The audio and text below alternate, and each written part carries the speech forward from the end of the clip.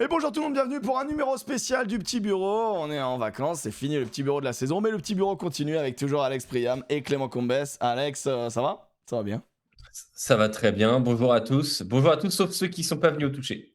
Waouh, c'est vrai qu'il y avait du beau monde au touch et on vous embrasse, ceux qui êtes venus. Et on vous promet qu'un jour on fera ça ailleurs qu'en région parisienne. Mais déjà, l'important c'est de le faire toucher le ballon avec vous. Et c'était très cool et ça nous a permis de voir les montées défensives de Clément Combes. Ça va, Clément? Moi, Ça montées va. défensives qu'on a retrouvées sur la scène internationale. Qui inspire la scène internationale d'ailleurs. Alors, respectons les joueurs de ce calibre-là, s'il vous plaît. Je n'oserais pas me comparer. Et après, moi, j'aimerais dire bonjour à tous, sauf à ceux qui ne font pas l'effort de chercher l'âme perdue de Caden Murley sur le crochet de Cheslin Colby, quand même. Parce qu'il est enterré en Afrique du Sud. Il a été abattu en plein vol. Pourtant, Murley fait un très bon match, moi je trouve, pour le coup. Ouais, mais il y a un sacré screenshot. Après, excuse-moi, mais le step de Colby, on le connaît tous et je pense qu'on le mangerait tous. Mais oui, ça fait plaisir quand c'est en anglais. C'était la première journée de cette nouvelle compétition qui remplace simplement les tournées d'été et d'automne. Cette nouvelle compétition qui nous a donné donc une journée marathon de 6 matchs avec, on va parler au global vite fait en 2-2 des résultats. L'Afrique du Sud a explosé l'Angleterre avec comme d'hab des très gros temps forts et des temps faibles quand même. Cette Afrique du Sud a quand même pas mal de temps faible, mais dans ces temps forts, elle est tellement forte qu'elle gagne le match à ce moment-là. On a eu l'Irlande qui, sur le fil, bat l'Australie bien aimée d'Alex Priam. Est-ce que tu as 2 mots à dire sur cette Irlande-Australie ou... Écoute, j'ai plutôt bien aimé le match, déjà. Ouais. Le match était très sympa à suivre. Je pense que les Australiens peuvent être extrêmement frustrés de l'issue du match et donc de cette défaite 31-33, si je me trompe Exactement, pas. 31-33. Notamment Ben Donaldson qui manque quand même les 2 coups de pied les plus importants du match pour moi. Le dernier... Ça se joue à très peu de choses, mais le dernier dit, je trouve l'Australie dangereuse. T'inquiète, je la sens. Ouais, t'inquiète, je gère. Ah, t'inquiète, je gère. En gros, il a la pénalité de la gagne. T'inquiète, je gère. Il venait d'en rater une un peu plus facile, on va dire, juste avant. Bon, là, il s'ouvrait un peu l'angle, mais bon, voilà, il passe complètement à côté. Mais oui, c'est vrai que l'Australie, moi, je trouve qu'on a retrouvé de l'Australie dans de la violence un peu australienne sur le pack de devant et toujours cette folie derrière. Je trouve que ça manque quand même beaucoup de tenue de match et d'organisation et qui se font vite quand même. Ouais, mais c'est divertissant. C'est une équipe divertissante à regarder, quoi. C'est sympa, hein, c'est sympa. C'est le parc Astérix, en fait, cette équipe. Ah, c'est plutôt cool. Ça sera les futurs adversaires de l'équipe de France à la fin de la semaine.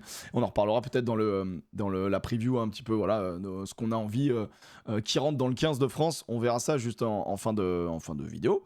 Il y avait le Japon qui a sacrément surpris l'Italie avec une victoire 27-10. Le Japon qui va être aussi un de nos adversaires. J'ai trouvé les Japonais pour le coup assez cohérents dans leur manière de jouer, beaucoup de vitesse et surtout les Italiens qui passent à côté. Hein. Les Italiens, c'est 24 fautes de main. Voilà. Je crois que c'est... Non, la stat, c'est... Oui, c'est à 24 en avant, je crois. 24 fautes de main à 4. Donc, ou 21 à 4. Enfin bref, c'était soirée piscine pour les mains en mousse hein, du côté italien. On a eu quoi d'autre comme match? On a eu l'Écosse. Ouais. Mais moi, j'ai pas du tout compris ce qui s'est passé côté italien. On les laisse sur un 6 nations où c'est censé... Enfin voilà, avec une bonne mêlée. Alors la mêlée a gagné des pénalités, hein, mais concrètement, le jeu était assez faible. C'est le match que j'ai le moins bien vu, puisqu'il était un peu entre 2 matchs. Enfin, entre 3 matchs même. Donc c'est le match que j'ai moins bien vu, mais grosse déception italienne. Pour ceux qui pourraient se demander, il y avait quand même du monde hein, côté italien. On va dire qu'il y avait des petits invités comme Orton Bina ou Faisal. Mais sinon... Faisal pas mal d'ailleurs, l'ailier. Ouais, Faisal est pas mal, mais sinon, tu as Menoncello, Ignacio Brex qui sont là. Bon, Varny en 9. Ouais, mais il sortait d'un bon 6 nations, donc tu vois, t'es en mode, bah, c'est censé pas être nul. Oui, c'était devenu le titulaire durant le tournoi, devant Pajrello, devant Alessandro Garbici. C'est lui le numéro 1. Bah ouais. Ça reste un problème pour moi. Waouh, oui, après c'est l'école Vantez, hein, bien sûr. Donc ça, c'est le mec qui a joué 1 an à Vannes. Et mais bien sûr. Mais ouais, très, très déçu par ces Italiens qui vont jouer les Néo-Zélandais, si je dis pas de bêtises. Donc allez, bonne chance. Et puis on a eu, attendez, je vais parler du dernier match où on a eu une Argentine qui se fait terrasser par l'Écosse sans Finn Russell mais avec Tom Jordan et Burke, le numéro 10 des Saracens. J'ai trouvé j'ai été extrêmement déçu par l'Argentine. L'Argentine qui commençait à avoir des vrais résultats, mais qui était une Argentine à qui il manque, voilà, il n'y avait pas Choco Barres. Mais Sanchez Valarolo, le numéro 12 que j'ai découvert, honnêtement, il était vraiment bien aussi. Mais j'étais tellement déçu par cette Argentine-là. Après, Pas de colère, pas de révolte. Ils se sont fait rouler dessus par l'Écosse. C'était est-ce qu'il ne faut pas mesurer un petit peu les performances des nations du Sud au fait que c'était le premier match de leur saison internationale et que là, ils vont partir sur 4 mois, tous ensemble, et le Nation Championship. Alors oui, en fait, il n'y a que 3 journées, il faut être très très vite. Mais c'est la même pour. Enfin, c'est à peu près la même. en fait, ce que je trouve, c'est que habituellement, ils sont plus performants au mois d'août. Donc, est-ce qu'ils se font pas un peu piéger là-dessus aussi par le. Non, mais puis Par il y a rapport quand aux même une Nations équipe d'Écosse qui arrive à être froide, ce qui est quand même C'est pas vrai. sa plus grande qualité à la base. Là, ils sont quoi, à plus de 5 points marqués par entrée dans les 22, c'est du délire, quoi. Ouais. Alors que l'Écosse, c'était quand même un petit peu son défaut historique, traditionnel de créer beaucoup d'opportunités, mais pas d'en mettre beaucoup. Bah là, ils mettent 47 points. Je crois que c'est ça, 5,2 points marqués par entrée dans les 22. Après, ils prennent aussi, hein, mais Ils prennent aussi beaucoup, hein, bien sûr, mais en fait, désolé, mais Kyle Rowe, il a tellement dominé Oh la là rencontre. là. C'était À 5 l'arrière. franchissements, le mec. Il est très trop très fort. Trop fort. Très fort. Kyle Rowe, vraiment l'arrière de cette équipe écossaise. Ouais, bah franchement, très déçu par l'Argentine, très déçu par l'Italie et très déçu par le pire match, un enfer ce match entre Fidjiens et Gallois. Et Pays de Galles. Oh là Pardon, là. c'était le pire match. Voilà, j'ose le dire, à un moment donné, on n'en peut plus. Quand les mecs te font bonjour, on est les Fidji, 32 offload à 2 dans le match. Vainicolo, 17 défenseurs battus. Je sais pas si on se rend compte. C'est l'un des rares Fidjiens que je trouve sur ce match. En fait, les Fidjiens. Il a tellement traversé le terrain qu'il a pu mettre un 4 deb à Bernard Lemaître. C'est quand même fort. Il est revenu après. Non, mais en fait, ce Fidji Pays de Galles, moi, m'a frustré parce que pour ceux qui n'ont pas vu le match, les Fidjiens font à la fois des choses exceptionnelles parce qu'ils ont réussi à inventer le rugby à 7 à 15. C'est-à-dire que c'était une orgie d'offload. Ils ne voulaient absolument pas C'est bien passer par le sol. ils défendent aussi à 7. C'est ouf. Et ils défendent à 7 aussi, c'est dingue. Non, mais c'était très frustrant parce que c'était une vraie bouillie de match. Tu peux nous remontrer les zones de jeu, s'il te plaît? Bien sûr. Ça, tu vois, 16% de choix de jeu vers Regardons les l'extérieur, zones de jeu. Voilà. Non, mais Regardons les zones de jeu des Fidjiens, s'il vous plaît. c'est énorme. C'est. Ça, c'est énorme. Vous allez voir, c'est par rapport à la Si France. tu par fais une rapport aux passe de autres. moins de 10 mètres, t'es une salope. Ah, mais c'est clairement ça. C'est clairement ça. Et en fait, ce qui est frustrant, c'est que à jouer comme ça, ils ont balancé tellement de ballons. Alors, 32 offload, c'est énorme, hein, c'est cool. Hein. 17 ballons perdus, des turnovers. Ah, mais à un moment, voilà. c'est du beach volley, quoi. Ouais, c'est ça, c'était du beach volley. C'était exactement ça. Et face à des Gallois qui se sont dit, bon, bah, au bout d'un moment, on va juste faire ce qu'on sait toujours faire. Bah, 187 plaquages. Donc, on y va, les mecs. On y va, on plaque. Et puis, advienne que pourra. Et ils ont réussi à être beaucoup plus pragmatiques. Les Fidjiens, c'est-à-dire que. On avait vu en novembre contre nous, quoi, tu vois, on avait vu une équipe qui osait jouer l'occupation, a été bien mieux structurée en mêlée, bien mieux structurée en touche. Là, on a revu tous les défauts des Fidjiens et toutes leurs qualités dans le même match et c'était un bazar sans nom. En fait, c'était surtout en novembre une équipe qui répondait beaucoup plus aux standards du rugby international. C'était plus que de se trouver une identité, elle se structurait beaucoup plus sur des points clés, à savoir conquête, occupation, parce qu'en fait toutes les grosses équipes sont censées maîtriser et très bien maîtriser pour aller pour dominer tout simplement. Et oui, cette équipe elle donne toujours la sensation de. En fait, c'est un peu comme l'Italie à ce côté. Putain, mais quand est-ce qu'ils vont vraiment y arriver à passer ce plancher, à construire un vrai plancher solide et à arrêter de le traverser en bas là, sur des matchs où tu te dis mais qu'est-ce qu'ils font? Ouais, parce que c'est vraiment dommage. On est un an de la Coupe du Monde. Et il y a 6 mois, on se disait putain, c'est bien. Si je chope un gros en 8e ou en quart, attention, les Fidjiens, on n'a pas envie de les voir. Là, tu vois un match comme ça, c'est sûr que tu as envie de te dire bon, peu importe qui j'affronte, en fait, ils se feront avoir un peu bêtement. Mais en fait, ils se font avoir par eux-mêmes. C'est-à-dire qu'ils se sont mis dans le rouge tout seuls. Ouais. Parce que tu vois, Pitagus Sowakula, il te fait 10 minutes. En fait, après 10 minutes, tu te dis oh, les Gallois vont en prendre 80. Et en fait, ils se mettent tellement dans le rouge tout seuls. Ils ont mis des essais magnifiques, hein, il y a des actions magnifiques, mais il n'y a pas de structure et tu te dis c'est pas possible en fait. Et pourtant, avec les Fidjians Drua, ils ont beaucoup plus de joueurs qui jouent ensemble toute l'année et qui peuvent du coup travailler mêlée, touche. Ils se sont fait ouvrir en deux en mêlée. La mêlée galloise, pas mauvaise, mais pas la meilleure, c'est pas la mêlée anglaise, tu vois, qui était vraiment la meilleure du 6 Nations. T'es en mode, bon, bah c'est inquiétant, quoi. Donc voilà, très déçu par les Fidjiens pour le coup. Et les Gallois, bah bravo à eux, mais je sais même pas quoi en tirer de ce match parce qu'en face, j'ai l'impression que c'était open bar. Donc c'est très compliqué pour moi d'analyser réellement, tu vois, ce match au vu de ce que les Fidjiens ont proposé, quoi. Donc voilà. Et c'est vrai qu'on a dit très peu sur Afrique du Sud-Angleterre, qui était quand même le match événement avec le match de la France pour moi. Ça a été, Le début du match des Anglais. ça a été d'une violence.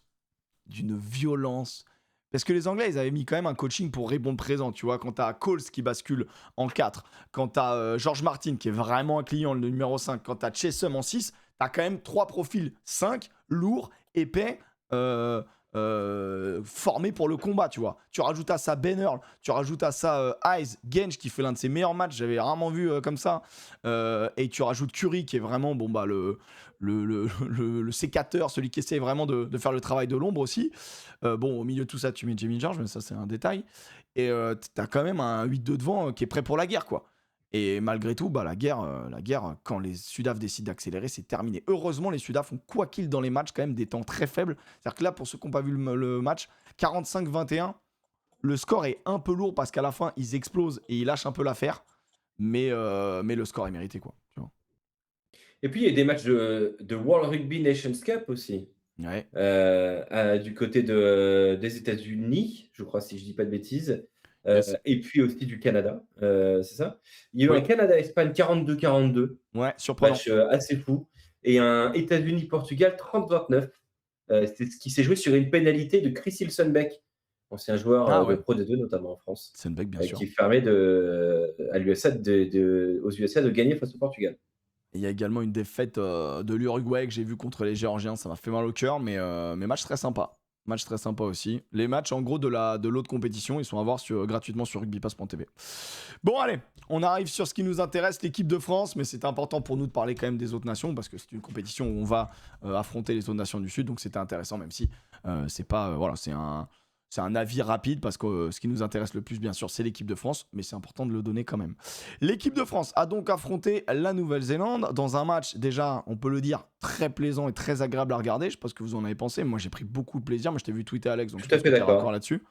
Et j'ai pris beaucoup de plaisir à le revoir. Et là, c'est moins ton cas, Alex, je crois. Ouais, alors moi, alors autant à chaud, j'ai vraiment pris beaucoup de plaisir. Je sais pas, c'était peut-être l'idée de voir un match à 9h du matin. Pour moi, c'est un peu un renouveau, parce que je suis en France en ce moment. Ouais.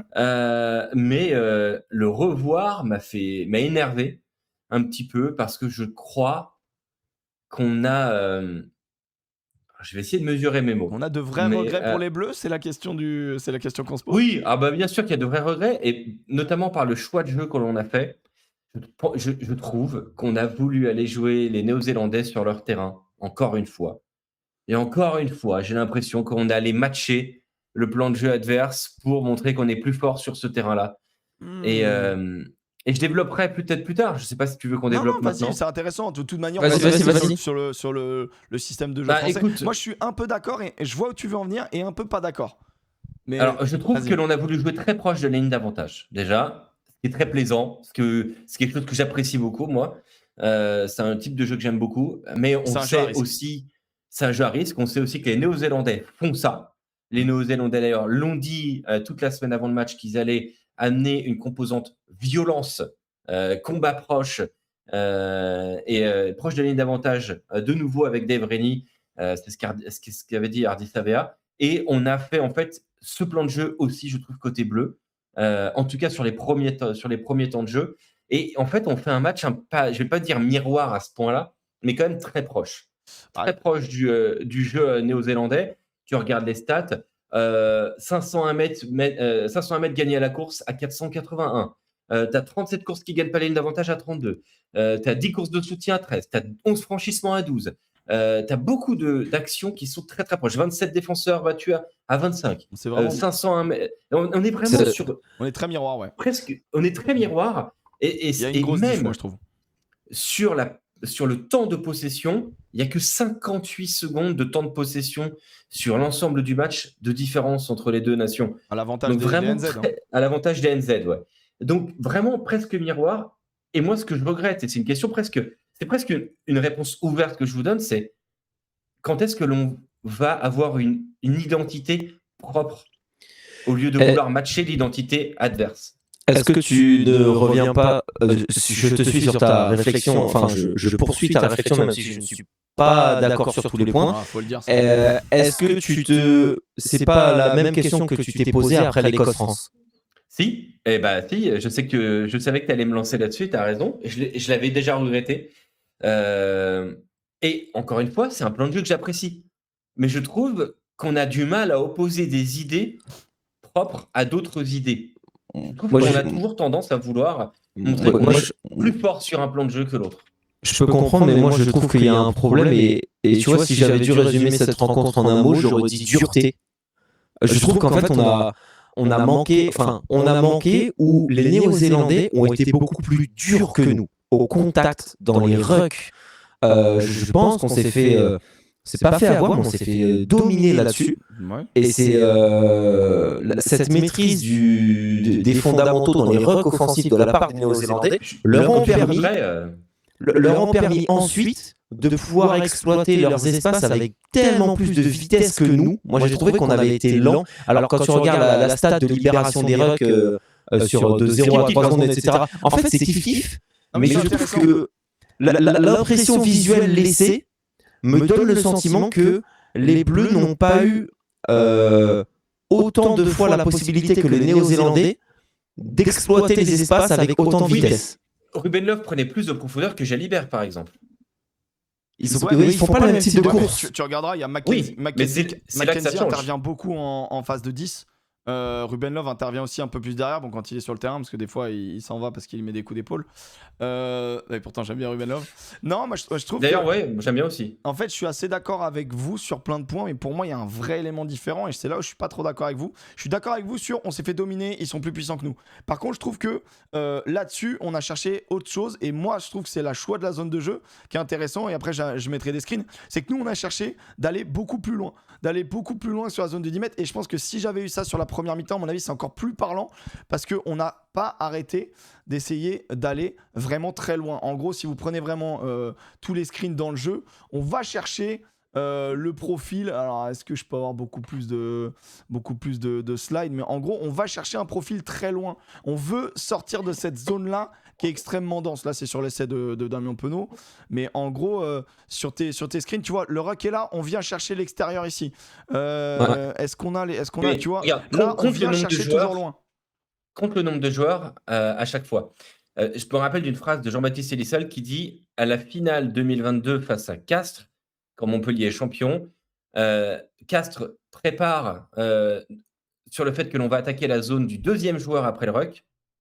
Et on décide de changer, d'attaquer la zone du troisième joueur après le ruck. Et Castres s'est retrouvé en difficulté sur ce point-là.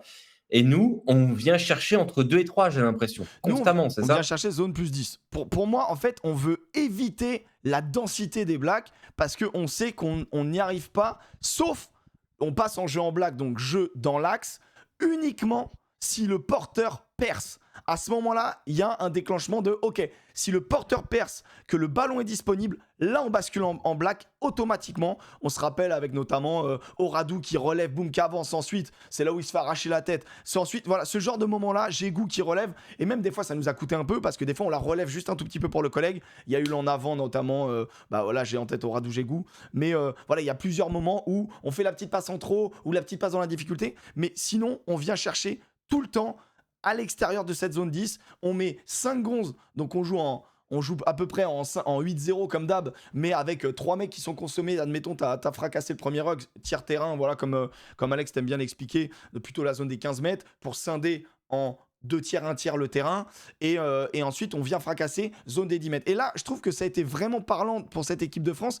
qui allait chercher toujours cette zone-là pour éviter ce défi physique trop proche des lignes qui nous coûte, parce qu'en face, il y a notamment Hardy Savea qui est un serial gratteur. Et on l'a vu, il nous a gratté dans différentes zones du terrain. Aymeric, je suis d'accord, mais pour ça, il faut accepter aussi de passer au sol parfois et d'éjecter plus loin. Le problème, c'est qu'en multipliant ces passes en black tout autour des joueurs, on reste dans cette zone de danger. Non, mais on a très peu fait du black, justement. Oui. On a très peu fait du black. À chaque fois qu'on l'a fait, moi je trouve que ça nous a fait du mal. Ah, ça, je peux être d'accord avec toi sur le fait qu'ils nous ont bien défendus. On n'a pas réussi à transformer ce jeu. Parfois, j'ai l'impression qu'on l'a fait parce que les Néo-Zélandais le faisaient. Le nombre de fois où tu vois DCAVA qui relève en black, tu fais oula, dur. Et ça monte à chaque fois. Hein. Ils gagnent du terrain à chaque fois. Mais après, pour moi, la différence, elle se fait justement parce que. Et c'est toute la question du. Tu vois, quand tu te poses la question de pourquoi on choisit tel ou tel joueur dans une composition d'équipe, moi je trouve que sur le 15 de départ, on joue plus large aussi parce qu'on a des joueurs plus légers. Oui, c'est ça. C'est ça. En fait, plus léger au sens où je trouve que c'est pas du oui bien sûr, mais c'est pas du tout un jugement sur les performances, mais par exemple, moi j'ai trouvé que sur un match de ce niveau-là, Oradou à l'impact, il est encore trop léger. Oui. Jégou sur les collisions, il s'est beaucoup fait dominer, voire reculer. Et Clément, pourquoi on joue Jégou en collision? On devrait l'avoir en rupture. Il devrait pas être sur un rôle de collision comme ça. Mais après, quand tu regardes le 5 de devant, Beauchaton, Jégou, Oradou, en fait, à partir du moment où Stady Force, il gagne pas spécialement ses collisions, et où Gazzotti, il en gagne, mais c'est toujours très compliqué. En fait, il ne te reste plus beaucoup de porteurs. Après, tu as Yoram Moefana derrière. Mais devant. C'est pour ça, Clément, que je te pose la question. Pourquoi on ne joue pas avec plus de profondeur en utilisant un Oradou au milieu de la ligne de 3/4, plus de profondeur, et on mise sur de la prise de vitesse? Oui, mais si on mise aussi sur de la prise de vitesse et sur un déplacement, on va dire, un peu plus long sur la prise de balle, parce que là, on prenait quand même la balle et le joueur en même temps, quasiment. Sur ces... je trouve qu'on a réussi, mine de rien. Alors oui, c'est vrai qu'on est très à plat, mais ça depuis qu'il a fait son... Je trouve depuis novembre, il y a 2 ans, il a commencé à être très à plat. Il a vraiment adapté son espèce de 8-0. Vraiment, nos avants, on voit rarement un avant qui est décroché dans le couloir maintenant en équipe de France. C'est notre style du coup. Et du coup, on alimente beaucoup au cœur pour pouvoir justement prendre cette prise d'axe au cas où si ça se présente, ou on prend ce risque-là de subir un peu les collisions en se disant que la passe en +1, elle va trouver... On se fait un peu du passe-ballon devant la défense jusqu'à ce qu'on trouve une certaine brèche, vulgairement. Et moi, je trouve par contre que contre eux, on a vraiment essayé d'aller les jouer dans le couloir des 15 mètres, même voire dans le couloir des 5. C'est d'ailleurs là où on break le plus. Et c'est les 7 penaud, le premier décalage se fait là-dessus. Mais même le d'Astoy qui est magnifique, même s'ils ont mis un peu dans un chaos et dans un bordel, c'est parce qu'on fait un point de fixation plus centre et qu'on revient dans un retour où on vient les travailler dans ce couloir des 15. Et je suis totalement d'accord avec toi, Alex, parce que si on se met du point de vue néo-zélandais, ils nous ont également joué dans ces zones-là en étant quand même en plus grande fixation proche du ruck. Et là-dessus, on a subi, et du coup, notre défense était en retard beaucoup plus facilement parce qu'on subissait, que ce soit les De Groot, Savea, Clark, à chaque fois, ils nous faisaient reculer. Et c'est pour ça que j'étais énervé, c'est parce que pendant tout le match, je me dis putain, il y a la place, quoi. Ouais. Il y a vraiment la place pour aller chercher la première victoire depuis 2009. Vraiment. Ah ouais. Mais en le revoyant, je me dis il y a la place, putain. Moi justement, c'est surtout en direct. Moi, je me dis. L'essai de Roygaard avant la mi-temps, il pique un peu, mais en fait, il devait arriver. Parce que vraiment, les 2 en avant des tas de Groot à 3 mètres de leur but, voire dans leur but, ça nous sauve les biches. Ouais, mais alors, je qui arrive pas à se saisir de la balle de Jalibert quand il joue rapidement. Je vais aller moins loin. Dans leur temps fort All Black, je suis désolé, quand ils décident d'aller 2 fois en pénal touche et que la première on les embête et que la deuxième on la récupère, c'est aussi de notre faute parce qu'on récupère le ballon, on est attentiste, Beauchaton il va au contact, boum, Savea il met les mains, Lamotte il est un peu en retard. Tu sais, on leur redonne des munitions qu'on leur prend. On avait moyen de stopper leur momentum et de leur faire très très très mal. Et c'est ça qui est frustrant, tu vois. Même là, on a des grosses occasions. On a allez, là après c'est le dieu du rugby, c'est la réussite, mais le choix est plutôt pas mauvais, je trouve, sur cette action, puisque on arrive à donc jouer, on évite la zone dense, on joue donc là sur Yoran Moefana qui est très utilisé, donc du coup vraiment à 10 mètres, 10-12 mètres de la ligne. Là, sa transmission sur Jalib, il trouve une zone qui est bonne, juste le rebond est pas bon, c'est bien lu par... Et en fait, ce qui est frustrant, je sais pas si j'ai la dernière slide, j'ai pas la dernière slide, mais en gros, il y a 3 Français qui se retrouvent face à un All Black et la balle rebondit dans les mains du All Black. Donc... il y a des moments où je trouve que nos attaques un peu éclairent et notre manière de jouer était la bonne stratégie contre ces mecs-là. Par contre, il aurait fallu un peu plus de domination physique, offensive comme défensive, parce que si ça vous va, on peut aller sur la défense, sauf si vous avez d'autres choses à dire sur l'attaque. Moi, j'ai juste une question. L'utilisation du R2. Qu'est-ce que t'en as pensé, toi, Emmerich, du R2, donc du deuxième rideau, Donc, avec le jeu au pied? Derrière la ligne, donc. Tu veux dire dans les bouts de ligne? On a été... Même. Dans le jeu courant. Tu veux dire inexistant? Dans le jeu courant, on l'a très Bah peu ouais, utilisé. inexistant. Oui, voilà, parce que j'allais dire utilisé pour en parler. Mais c'est ça que je n'avais pas pigé, moi. C'est que quand tu L'aspect chaud de choisis Jalib. d'aller jouer très très proche de la ligne d'avantage, c'est aussi que la défense en face, elle vient en rush, elle vient taper très fort sur toi. Mécaniquement, il y a un R2 qui se crée, qui est intéressant à jouer. Et je suis surpris qu'on ne l'ait pas testé 2-3 fois, quitte à se foirer, juste pour faire planer la menace. Le R2, c'est à peu près là. Donc c'est ça. Mais ouais, mais tu peux l'utiliser. Premier rideau défensif, c'est généralement des joueurs. Le R2, c'est donc juste derrière. Et après, vous avez le R3 quand c'est un peu plus profond. Le truc, c'est que ça dépend de la zone du terrain où tu es. Forcément, plus tu te rapproches des lignes, plus il y a le R1 qui est dense. Par-dessus de oui, mais alors, tu veux que je te dise, je pense qu'en équipe de France, avec des avants très concentrés au cœur et des ailiers qui touchent les lignes, ou alors un ailier, à partir du moment où il y a l'action qui démarre de son côté, Penaud l'a fait une, 2 fois, il va suivre l'action jusqu'au bout, et donc ça donne des situations où il a dézonné au 3e ou au 4e temps de jeu. Bah, la réalité, c'est que des ailiers qui viennent en rupture au cœur du terrain, ça n'existe pas. Oui, mais pour des petits par-dessus, par exemple. Des ailiers, Clément, tu peux utiliser Gégou. Oui, mais je veux dire, les ailiers sont les joueurs les plus rapides et donc les plus efficaces sur ces situations de rupture pour des par-dessus. C'est pour ça que je trouve que c'est une solution utile. Ou l'arrière, bien sûr. Ou l'arrière. Et en fait, ce qui est intéressant, ou alors on a vu aussi Jalibert qui a beaucoup de vitesse. Et du coup, Jalib, moi je me rappelle pendant le 6 Nations, le petit par-dessus du pont, bam, Jalib qui récupère juste derrière et tout. Ce genre de, on aurait pu. On l'essaye au moins une ou 2 fois, juste, même si ça foire, la menace. Ouais, c'est ça. Tu fais planer cette menace. Mais je pense que il y a en face quand même, on a joué un joueur qui est pas mauvais, qui est Cam Roigard, qui était en bonne couverture à ce niveau-là. Je pense qu'ils le savaient, ils étaient quand même en très bonne couverture. Donc, et puis on n'était pas dominant sur nos collisions, ce qui fait que c'est plus dur parce qu'on prend cette pression défensive, parce qu'on est toujours un peu ralenti par ça. Et ouais, là-dessus, les All Blacks nous ont mis une bonne violence, mais on a su bien répondre. Je trouve avec les joueurs qu'on avait, qui ont été bien évidemment vaillants, là on va enlever aucune vaillance et aucun... Bon, il n'y a aucun joueur qui a triché, bien évidemment, tu vois. Il y a par contre des questions sur les des révélateurs. Il y a des révélateurs. Non, mais on en parlera après. On en parle juste après. Quand le All Black, c'est un excellent révélateur. C'est un excellent révélateur. Ouais. Même si je vais balayer cette question-là tout de suite. Oui, on avait 4 titulaires d'utilisation, Patin, Couffin. Les All Blacks, ils ont eu 2 semaines de préparation. Ils ont eu un entraînement de plus que nous, allez, admettons. Mais ils ont eu que 2 semaines de préparation avec un tout nouveau staff. Et donc, forcément un nouveau capitaine avec énormément d'émotions parce que c'était à Christchurch, un endroit où il y a eu un terrible tremblement de terre. C'était le premier match international. Premier match dans le nouveau stade. Donc en fait, il y avait énormément d'émotions, énormément de choses à préparer pour eux. Donc je pense qu'on a joué au meilleur moment ces Néo-Zélandais.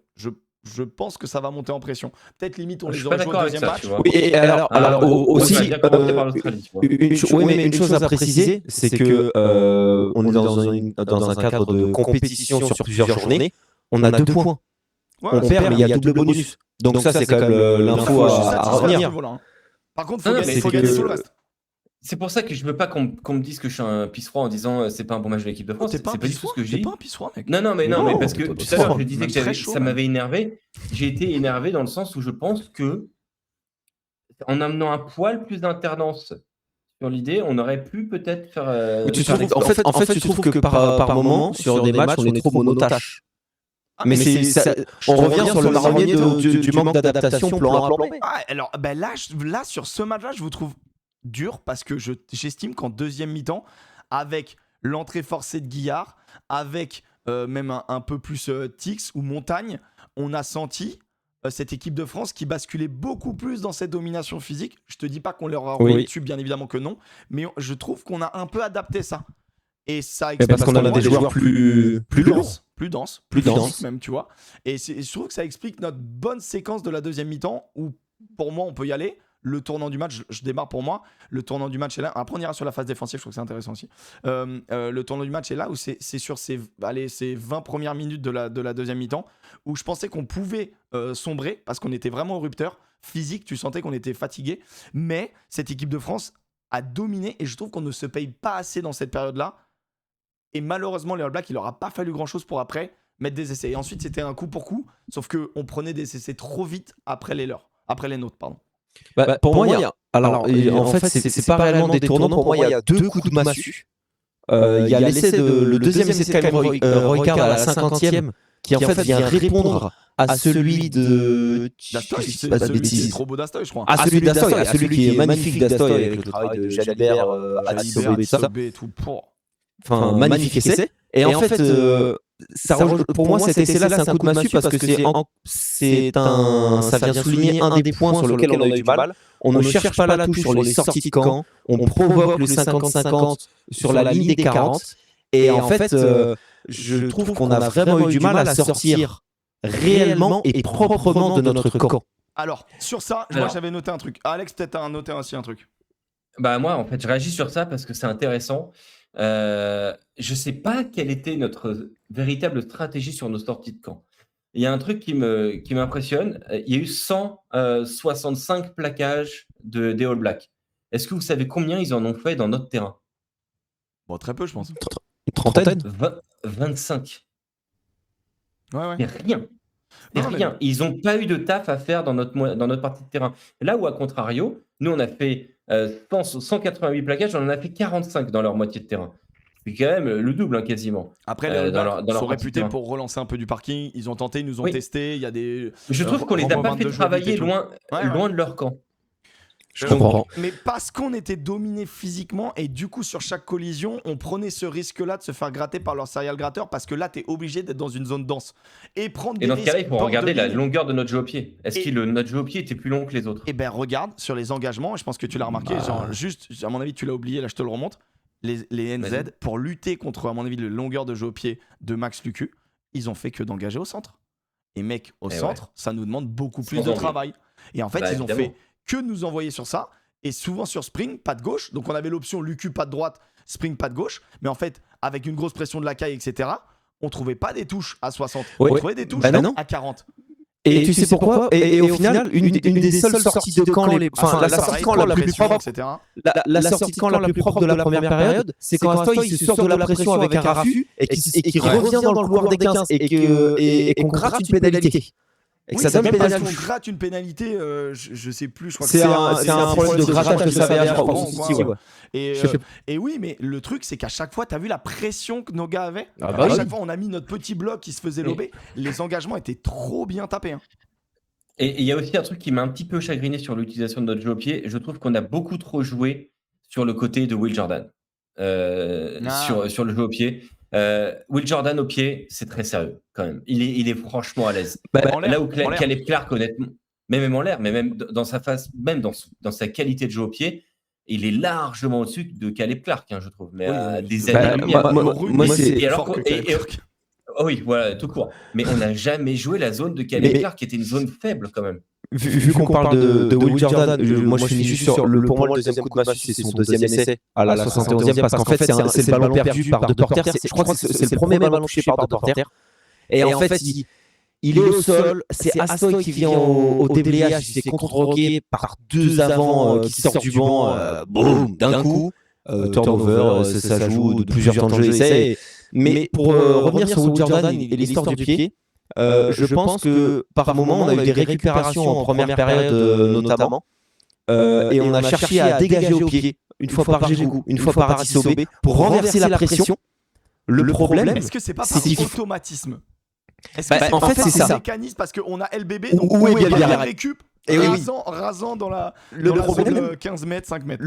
le problème, c'est que, ok, renverser la pression, renvoyer les gens chez eux, d'accord, mais il faut que derrière on soit organisé pour monter tous ensemble. Moi, j'ai vraiment ce souvenir d'un coup de pied d'Atisobé où il y a un ballon perdu sur nos 30-35 mètres.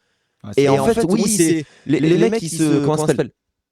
Tout le monde se replie côté NZ, etc. Mais quand Will Jordan il récupère la balle, bah, il y a Djigou en poursuite qui était sur le premier mec qui a fait la passe à Jordan. Et en fait, le deuxième mec, c'est Staniforth qui est 10 mètres derrière. Et Jordan, il a 3 secondes dans ses 22 pour se positionner, taper un coup de pied et il va trouver une touche entre les 40 et les 50 français. Et donc, t'as pas gagné de terrain. Ah, je suis d'accord. Mais après, on peut peut-être mettre aussi en avant pour justifier ça, peut-être un automatisme certes, mais la fatigue parce que beaucoup de rythme.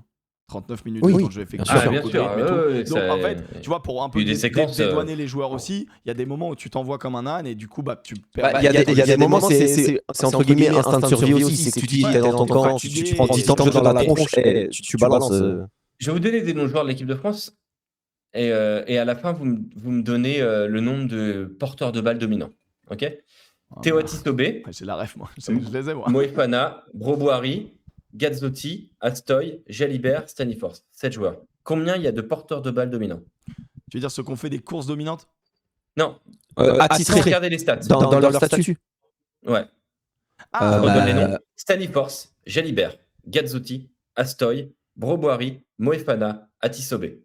5, 8, 12. Et tu peux rajouter Broboari. Staniforth, Gazzotti, Moefana. Je comprends pas. Et tu peux rajouter Broboari qui peut... Et ce sont les 7 joueurs français qui ont eu le plus de courses ballon en main. C'est bien. Non. Ouais. Je suis pas sûr que ce soit bien, moi. Non, mais tu vois, pourquoi ? Il y a combien de gros porteurs de balles qui ont été sollicités ballon en main ? Staniforth, techniquement, c'est censé en être un. Ça a été un peu plus. On en parlera plus tard, mais tu regardes les 7 joueurs. 14 courses pour Staniforth, 12 courses pour Gazzotti. Et Moefana, je pense qu'elle a ref aussi 10 courses pour Moefana. Voilà.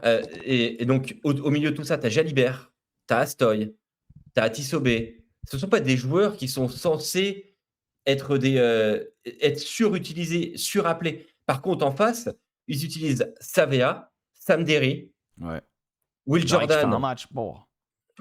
Cody Taylor. Tu vois, je trouve que c'est plus identifié, c'est plus facile de coucher les noms des gros porteurs de balles côté néo-zélandais et l'application qu'il y a eu sur le terrain. Alors que nous... Parce qu'ils ont joué plus serré aussi. Hein. Ça revient à ce qu'on disait tout à l'heure, tu vois. Mais tu vois, nous, on se retrouve avec un Jefferson Poirot qui fait 5 courses ballon en main. C'est assez peu, au fait, au final. Ouais, mais en soi, c'est pas ce qu'on demande dans son utilisation. On aurait plus besoin. Moi, par contre, là, si tu me dis Bamba, je suis désolé, on aurait dû beaucoup plus l'utiliser. C'est une boule de démolition. Bamba, c'est 3 courses ballon en main. Ouais, Bamba, c'est trop peu. Mais c'est trop peu, mais par exemple, Jefferson Poirot... à mon sens, tu n'en fais pas la même. Tu nous emmenais vers les joueurs. Attends, viens, on termine sur la on revient sur la défense. Parce que du coup, Putchon Edwards, d'ailleurs, pas de nouvelles. On espère que tout va bien évidemment. Même si tous les mecs qui disaient il va être vite recruté par une autre sélection, non, parce que d'après ce qu'on vous a dit, c'est un problème plutôt personnel, on va le dire comme ça. Et du coup, donc changement au niveau défensif et donc choix défensif. Moi, je trouve que cette équipe de France là a fait un choix défensif qui, du coup, j'ai pas la solution, hein, je suis pas sélectionneur, mais j'ai l'impression qu'il du coup nous a fait subir, puisque en gros, très peu de plaquage à 2. On a vraiment décidé de les faire tomber homme à homme, ce qui fait que des fois on s'est fait péter parce que les gars étaient un peu plus solides physiquement, et très peu, ça veut pas dire pas. Des fois dans l'urgence il y a du plaquage à 2 des fois, et en fait on a décidé de ne pas gratter de ballon sauf dans nos 22 mètres et de pas trop les faire chier sauf dans nos 22 mètres. Et en deuxième mi-temps, on a un peu changé de braquet. On s'est dit, on va élargir un peu, on va essayer de les embêter dans leur phase de construction au 40, au 45. Et là-dessus, ça a un peu plus équilibré sans qu'on concède trop de pénalités, mine de rien. Mais on en a quand même malheureusement concédé des importantes. Et t'enlèves Moefana qui fait 5 plaquages dominants. Sur 19. Ouais, c'est énorme. Ce qui est quand même monumental. Ouais. Ça manque nettement de plaqueurs dominants dans cette équipe de France. Moi, c'est là aussi où je rejoins ce que disait Clément au début.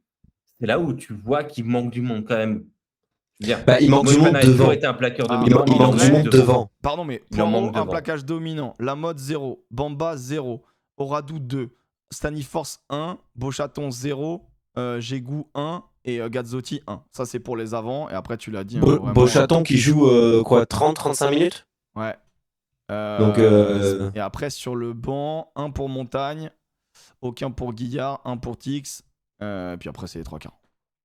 Mais moi, pour répondre à la problématique que Emric expose sur la défense, je pense aussi qu'on se fait que les Bleus se font piéger parce qu'en face, la Nouvelle-Zélande a un jeu offensif où moi j'ai trouvé sur certaines phases de jeu qu'ils ont été capables de créer des faux 2 contre 1 là où il n'y en avait pas, pour prendre l'espace, où ça joue le timing de la passe pour prendre l'intervalle et gagner la collision. C'est pas révolutionnaire, il n'y a rien d'exceptionnel dans ce que je pour dis. expliquer, Mais tu fais face à un joueur, tu vises son épaule droite, t'es porteur de balle, tu vises son épaule droite, au dernier moment tu fais la passe, et l'autre va aller chercher l'intérieur de l'épaule gauche, et tu n'as pas les appuis alignés pour aller plaquer épaule droite, et du coup tu perds la collision. Oui. Moi, je pense que c'est surtout même beaucoup de courses rentrantes. Hein. Ils nous ont eu vraiment. Oui, c'est ça. Et après, il y a aussi autre chose, c'est que les Néo-Zélandais, dans cette histoire de créer des 2 contre 1, en fait, ils ont beaucoup joué proche de leur soutien. Il y avait un nombre de joueurs qui étaient là très proches. Les courses de soutien, il n'y a jamais aucun joueur qui s'est écarté de son soutien, et ils s'en sont même beaucoup rapprochés pour fluidifier le jeu, au sens où tu as un mec soit qui tu peux faire la passe, soit qui est premier soutien offensif sur le ruck, et donc derrière tu as soit Regarde qui est là, qui peut libérer, soit un mec qui vient en suppléance et qui joue le rôle de relayeur. Moi c'est sur l'essai de Lacaille, c'est très bien joué là-dessus par exemple. On notera aussi sur le plan défensif que l'équipe de France fait 8 plaquages dominants en première période et 8 autres en seconde, là où les Néo-Zélandais passent de 4 à 9 quand même. Oui, ils ont peut-être curseur. Parce que non, ils sont en montée de curseur. Non, c'est que nous, on a commencé aussi à avoir. Tu sais, ça va avec notre période un peu plus dominante, où du coup, ils ont un peu plus subi. Et donc, du coup, ils ont essayé d'inverser la pression. Mais comme nous, on a pas mal réussi. Hein. Tu vois, le nombre de. Sur nos défenses sur les extérieurs, par contre, on a été délicieux. On a fait dégueuler beaucoup de ballons. Ça a marché aussi dans l'autre sens. C'est un match très miroir. Je suis assez d'accord avec toi. Il y a 2-3 petits éléments dans l'esprit du jeu qui est différent. Mais concrètement, après, dans les systèmes défensifs, on a vraiment essayé d'aller chercher un porteur de balle qui doit faire le bon choix, la passe sur le pas le plus vite possible. On en veut. Attends, mais il y a l'essai où il y a Penaud qui monte fort. Et c'est l'essai de Lacaille. Les gens, ça critique un peu, mais honnêtement, il met cette pression-là. Attends, c'est celui-là, non ? Ouais, c'est celui-là. En gros, il met... bon, là, ça part d'une mêlée. Tac, ça vient fixer dans cette zone-là. Nous, il nous scinde bien parce qu'on se retrouve avec le 10, le 11, le 13, le 9 ici. Donc là, on a un petit peu... le 10, 10, 11, 13, 9. Ensuite, ils ressortent le jeu. Refixation.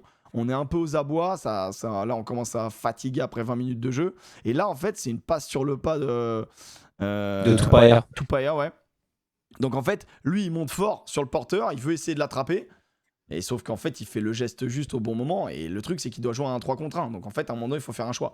Donc les soutiens terres sont tellement loin, il fait ce choix-là, qui n'est pas payant à ce moment-là, et il fait le même choix sur un moment donné, McKenzie, qui est payant parce qu'il lui arrache la balle, il lui fait dégueuler le ballon.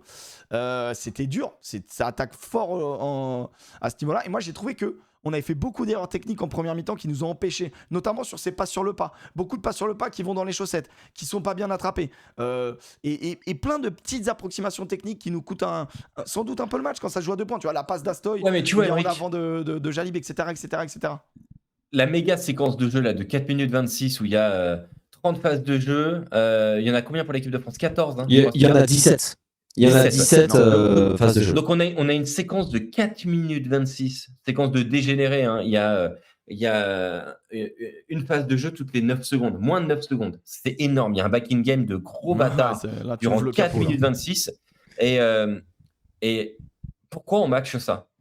La question, c'est pourquoi nous, on accepte de rentrer dans ce match-là ? L'orgueil, la meilleure nation du Nord. Il y a quelque chose ça relève de la fierté. Profil mobile aussi. Profil mobile, j'aime bien l'idée. Ouais. Par contre, tu le payes sur les 10 minutes d'après. Oh putain. ah, tu le payes. Tu sens que de la 30 à la 40e, on est en Bah, galère. tu regardes Stanley Force, il est tout rouge. Ouais, c'est chaud. Ah ouais. La fin de la première mi-temps, il est tout rouge. Et l'essai de regard, enfin, moi, j'étais là, bah ouais. Ah, c'est normal, on Bah est ouais, épuisé. parce qu'ils sont malins, ils retiennent Jalibert, ils retiennent Jalibert Gazzotti, il est pris par le soutien. Et puis, c'est un grand ça classique. va Barat. vite. Et puis, tu sais, il y C'est a pas assez ça, plus ça, visible plus ça. pour que l'arbitre puisse siffler, tu vois. Il aurait fallu un réalisateur qui fasse un gros zoom dessus. Mais bon. Mais tu vois, est-ce que tu vois, la réalité, c'est, tu fais ça, il y a pas mal de nations qui diraient, oh là là, non, on va pas rentrer dans ce jeu-là. Jouer le rythme. On envoie de Ouais. Gestion du rythme. Ouais, mais après, en fait, c'est encore une fois, tu parlais d'identité. Regarde les joueurs que tu as sur le terrain. Qu'est-ce que tu veux jouer Qu'est-ce que tu veux jouer le pied avec Jalibert, Broboiry, Gégou Bah ça occupe. Hein. T'as les- En soi, Ouais. ça occupe beaucoup. Non, oui, ça occupe, mais tu vois, Jouer le pied tu dans parles de le la sens. tu parles de la séquence de 30 temps de jeu. D'accord, mais quand la France récupère la balle, il y a Jalibert qui contourne et qui vient dans le couloir des 5, qui casse un plaquage, il gagne 20 mètres, et en fait, tu es déjà dans le camp néo-zélandais à 30-35 mètres de l'embut. À part du jeu au pied d'attaque sur des diagonales ou des rasants, Ça pour le coup, il n'y a pas d'intérêt de. Ça... Oui, on en a fait proche, mais après, dans un bus qui fait la taille des terrains anglais, C'est un et timbre c'est pas l'embut de Montpellier, bah évidemment qu'ils sont trop longs. Mais du coup, c'est le dosage. Ouais, mais c'est le dosage des jeux au pied. C'est dommage, tu vois. C'est Oui. des petits Après, techniques où c'est après vraiment là, dommage, hein. là, pour le coup, moi c'est juste en fait le choix why not, mais je trouve que Bah, il y a beaucoup dans ce match. Le choix, why not, mais la réalisation, dommage. mais là, et en fait, j'ai même pas envie de critiquer la j'ai même pas envie de critiquer la Voilà, c'est ça. ouais, j'ai même pas envie de critiquer la réalisation des rasants de Jalibert parce qu'en soi en fait l'embut il est tellement petit Non, que mais mec, il s'adapte. Il le voit que l'embut est petit. Non, faut arrêter 2 minutes. Ouais, Moi, non, mais moi, j'adore. il y a des je moments- il y a- serai il y a- jusqu'à la mort. non, Non, mais- mais à un moment donné, on a le droit de dire que. Non, mais on va arrêter de prendre des passes. Non, mais la vérité, on va arrêter de prendre des passes. Non, il y a des mais ce que je veux dire par là, c'est que c'est mal il y a un réalisé, moment c'est mal ça réalisé, joue à c'est un ok. ou deux rebonds, ça joue à un ou Oui, deux mais rebonds. c'est ce que j'ai dit tout à l'heure. Tu vas En pas fait, surinterpréter tout. Oui, sauf qu'à un moment donné, je me rappelle, il y a un 2 contre 1 à jouer à 3 mètres de l'embut. Je pense que la passe à la main pour Atis Ogbe qui nous fait un petit jump, je pense qu'il y a aussi la même Oui. chance de marquer que le jeu au pied. Maintenant, s'il le sent comme ça, moi je vais pas critiquer, tu vois, mais dire que c'est mal réalisé, oui, on peut le dire quand même à un moment donné. Donc, et c'est pas grave, tu vois, c'est pas. Non, mais non. Lucu gâche tout, tu vois. Mais d'ailleurs, mais d'ailleurs, le jeu au pied, t'as raison. le jeu au On va aller pied, sur les joueurs, là, d'ailleurs. on parle des rasants de Jalibert, mais il y a eu plusieurs jeux au pied d'Astoy d'occupation, pression un peu où t'attends un mec à la retombée qui était trop long. Je pense à laisser refuser à Broboiry où à la base le jeu au pied d'Astoy il est trop long. Le dernier jeu au pied de Le Garec, l'idée, Non, moi, mais celui-là, comme Fabien Galtier, hein, l'idée oui, la réalisation non. Il n'y a personne pour mettre la pression, il est beaucoup trop long. C'était quand la dernière fois qu'on a eu autant un 10 en équipe de France qui est au centre du jeu? Parce que là, c'est une dinguerie quand même. Jalibert, c'est dans les courses ballon en main, il est en haut. Dans le nombre de passes, il est en haut. Dans les choix de jeu, tout passe par lui. C'est hallucinant à quel point on a un 10 qui est au centre du Bah, jeu. tu veux que je te dise? Moi, je pense que j'ai pas connu. Avant Antoine Dupont. Mais non, mais Je suis même, pas sûr. mec. Moi, je pense que j'ai pas connu. Après, on avait. J'ai pas connu parce que, en fait, on avait des neufs tellement forts. Je veux dire, moi, j'ai grandi avec l'époque Parayashvili. Est-ce que ça jouait vraiment autour de Trinduc? Trinduc. Ah, ça a touché les ballons, mais après, c'est un autre rugby aussi. Peut-être quand Michalak jouait 10 à l'époque. Peut-être quand Michalak il Ouais, basculait en 10, on même jouait Titou- beaucoup autour même de lui. Titou la maison, ça jouait beaucoup, mais en fait, c'est des époques, tu vois. En fait, c'est. Ah, mais là, quelles Là, sont les grandes nations dans le dernièrement, monde qui jouent autant autour de leur 10 comme l'Afrique ça, du Sud. comme Jalibert? L'Afrique du Sud. Leur dit c'est Ah, omniprésent. L'Angleterre dans un style différent utilise beaucoup son 10. Ah oui. Ouais, mais pour le pied, beaucoup quand même. La Nouvelle-Zélande. Oui, mais le 10 c'est au cœur du truc. En fait, encore une fois, c'est le truc là. Mais là, c'est- on n'avait pas de 10, tu Mais vois. c'est ce que avant j'allais qu'il y ait dire. C'est ce que Astoy. j'allais dire. Le truc, c'est aussi normalement le 10 et le 15, c'est pareil. Tu vois, le 10 et le 15 maintenant dans le rugby qu'on prône et dans le rugby qu'on fait, c'est pareil. Donc en fait, les NZ, bah il y a beaucoup Mackenzie. Et il y a beaucoup Ruben Love, tu vois, qui se propose dans cette zone 10. Nous, quand on a fait le 6 Nations avec Ramos intervient et tout énormément. Et ça, tu vois, donc en gros, ce 10-15 est extrêmement utilisé pour créer le jeu. Et nous, ce qui est plutôt cool, enfin ce que d'autres nations font, mais c'est que du coup, repositionner un 10, zone 10, qui peut être le 15, et un autre 10, plutôt zone 13, pour réaccélérer le jeu dans les 20 mètres qui restent, bah, c'est magnifique parce que tu mets un joueur avec une grosse lecture des failles d'en face dans une zone où il y a encore plus de terrain, encore plus de vitesse. Quand tu le fais avec les qualités de vitesse de Jalib, c'est magnifique. C'est pour ça que je vous pose la question. Moi, je me suis dit, je pensais la faire à la fin, mais je vais la faire maintenant, cette question. Il fait venir Romain Ntamak. C'est pas pour rien. Romain Ntamak était sur une saison moyenne, puis la fin de saison est vraiment bonne et des phases finales vraiment bonnes. Est-ce qu'on ne testerait pas un Romain Ntamak 10 et un Jalibert 15 au cours du match ou dès le début du match? Puisque Jalibert, même s'il a le 15 dans le dos, on sait que ça fait 15 jours qu'il s'entraîne aussi en tant que 15 dans cette équipe de France. On sait que le rôle du 10 et du 15, c'est de couvrir le fond du terrain. Donc les deux se retrouvent dans les mêmes zones. Les deux ont à peu près les mêmes applications. Tu mettrais un fort QI rugby capable de matcher avec des mais là, des gros 12. T'as pas besoin de continuer d'essayer de me convaincre. Hein. Moi, je suis OK. Des gros 12 qui Moi, je suis d'accord avec toi. Ouais. Et même la technique de plaquage de Jalib, qui est beaucoup plus une technique en course, il s'est vraiment amélioré. Certes, il est même bon dans les airs. Hein. Et il est mais Ntamak, pour moi, c'est un autre niveau. Ouais, mais c'est pour ça que moi, je dirais je fais l'inverse. Mais l'inverse, pour moi, tu annihiles les qualités des deux. Parce que pour moi, l'avantage de Ntamak, c'est défensivement en 10. C'est quand même peut-être le meilleur défenseur du monde. Face à face, pareil. Et pour moi, Jalibert est meilleur sur des défenses en course que Ntamak, tu vois. Donc dans la zone. Ah non, moi, je dis juste j'inverse pour les numéros. Après, en fait, les numéros, on en a rien à cirer. Ouais, mais c'est la position des joueurs sur le terrain qui compte. Non, mais on est d'accord. Mais du coup, défensivement, moi, quoi qu'il, je le laisse 10 et Jalib, je le laisse 15. Et par contre, offensivement, que les deux alternent, t'imagines la pression. T'imagines le danger. Moi, je trouve ça ultra sexy, sachant qu'on n'est pas parti avec un 15 affirmé, tu vois. Est-ce qu'il le testera face à l'Australie ou il le testera face au Japon? Il faut les deux. En vrai, le crash test, c'est l'Australie. Il faut tester contre l'Australie, en fait.